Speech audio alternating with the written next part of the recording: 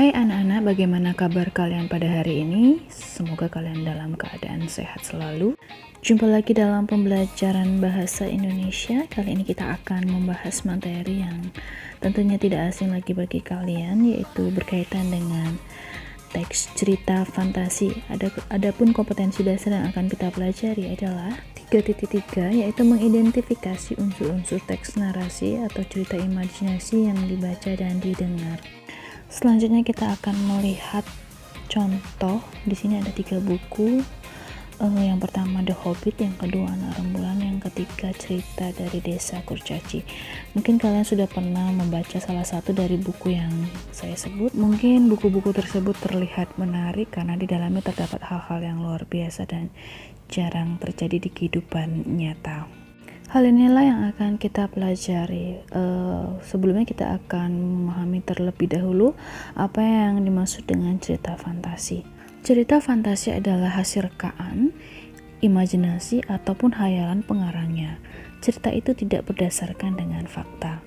Artinya, kejadian yang ada di dalam cerita fantasi itu tidak benar-benar terjadi.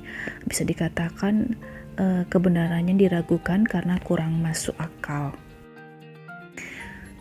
Selanjutnya adalah unsur-unsur teks cerita fantasi. Yang pertama ada tema, kemudian yang kedua ada alur, yang ketiga ada penokohan, kemudian yang keempat latar atau setting, yang kelima sudut pandang, dan yang keenam adalah amanat.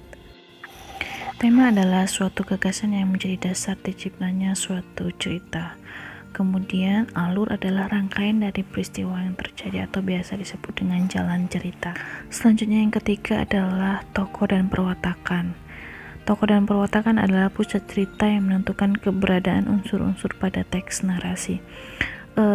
Perwatakan dibedakan menjadi 3 jenis, yaitu protagonis, antagonis, dan tritagonis. Protagonis tokoh baik, antagonis tokoh jahat, tritagonis tokoh pembantu. Kemudian yang keempat yaitu latar. Latar adalah tempat, waktu, dan suasana terjadinya peristiwa yang terdapat dalam cerita tersebut. Kemudian yang kelima adalah sudut pandang. Sudut pandang adalah cara penceritaan penulis.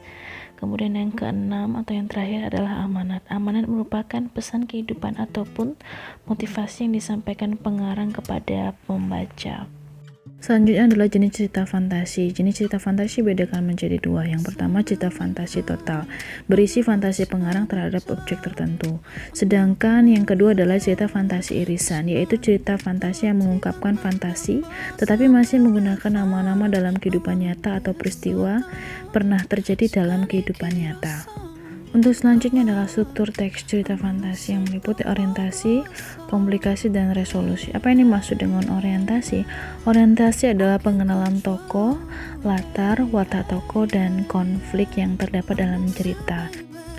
Sedangkan komplikasi adalah awal munculnya masalah hingga terjadinya puncak masalah. Tahap yang terakhir adalah resolusi. Pada tahap ini masalah yang terjadi pada peristiwa tersebut hampir mengalami penyelesaian. Selanjutnya adalah kaidah kebahasaan yang biasa digunakan dalam teks cerita fantasi. Yang pertama, penggunaan kata ganti dan nama orang sebagai sudut pandang penceritaan. Contohnya menggunakan kata aku, mereka, dia, nama orang yaitu misalnya Ersa, Doni, dan lain sebagainya. Kemudian yang kedua, penggunaan kata yang mencerap panca indera untuk deskripsi latar.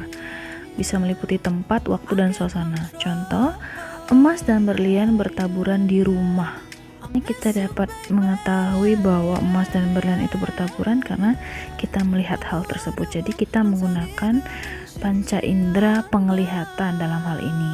Begitu juga dengan contoh yang kedua, yaitu laboratorium berantakan. Kita dapat mengetahui bahwa laboratorium itu berantakan karena kita juga melihat. Artinya kita juga menggunakan panca indera, dalam hal ini adalah indera penglihatan. Kemudian untuk contoh yang ketiga, di sini ada kalimat suara angin begitu merdu. Kita tahu suara angin begitu merdu karena kita menggunakan panca indera, yaitu pendengaran.